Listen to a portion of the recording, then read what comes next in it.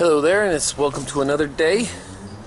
I'm in McCain, Friendsville, kind of Maryland, getting ready for another ride. So close to Pennsylvania and West Virginia, right in that kind of corner.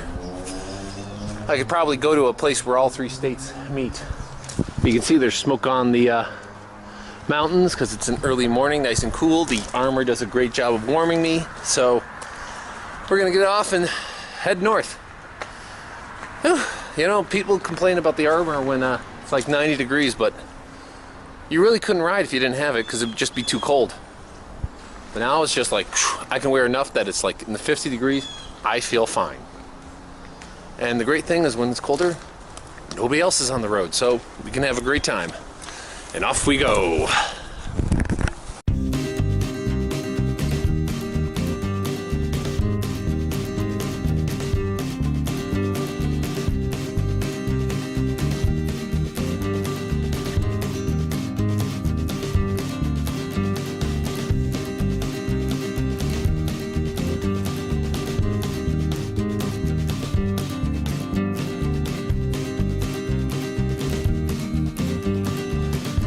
There's one other thing I like to say when it's also colder, especially kind of going up, you know, leaving Maryland, heading up into Pennsylvania, is that, you know, the countryside, especially in the colder, has this kind of like mist that's around. So it kind of gives the whole land, the whole area, kind of mysterious feel to it. And since you can be out there by yourself, it's, you know, a whole lot to think and a whole lot to see and a whole lot to enjoy.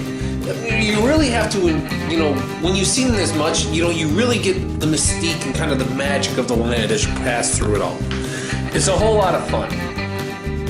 The interesting thing coming around is that I would see some kind of like sights, like the one that's coming up right here, because you see them advertised every now and then.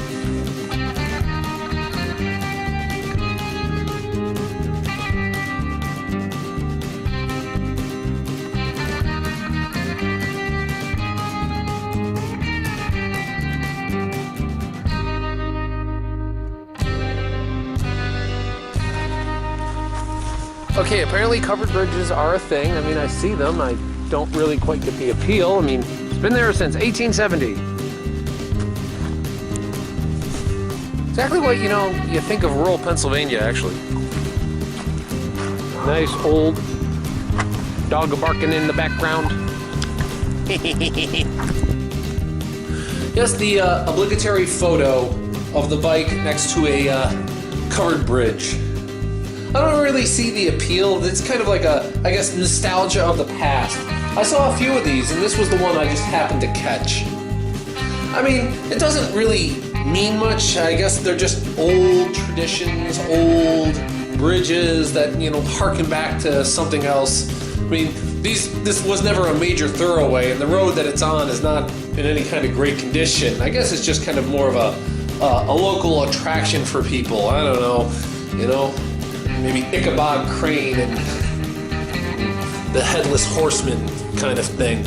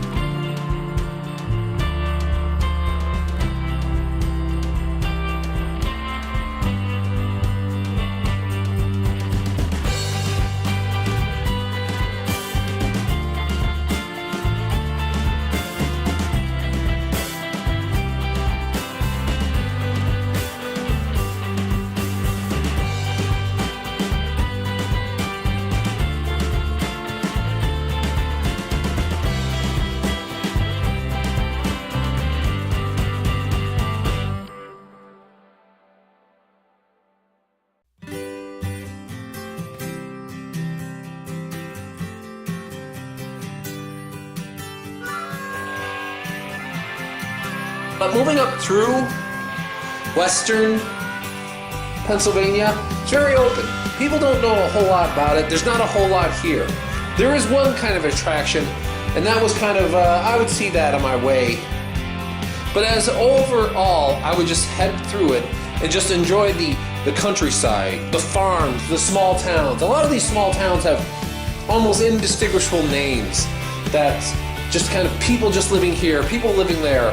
The people kind of like are always left out of the conversation when it comes to anything like political. People don't think about it, but these are the people who kind of, in some ways, keep the country running because they're the ones who are out here with a lot of the food, with a lot of the wilderness, and you know, they're the forgotten people when it comes to these things. Everyone's like all in the hustle and bustle of the cities. Well, out here, things do move slower, and you do tend to know people.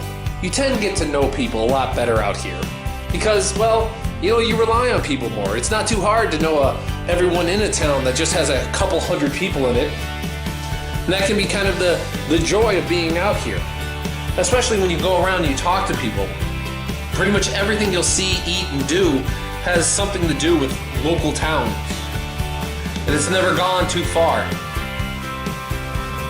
The whole place, with the great weather, I was able to move up through western Pennsylvania into New York and actually head back to my starting point of Rochester. So this wasn't a big cross-country tour. I didn't really feel like into it because it is a lot. It is hard on the body, and, well, I needed to get back for other reasons. Sometimes time constraints just doesn't allow you to be out there on the road forever. But this trip itself was really great. Over 6,000 miles. Saw a whole lot, got to see a whole bunch of things, got to do a whole bunch of things, and just kind of being out in nature and enjoying the land as it is.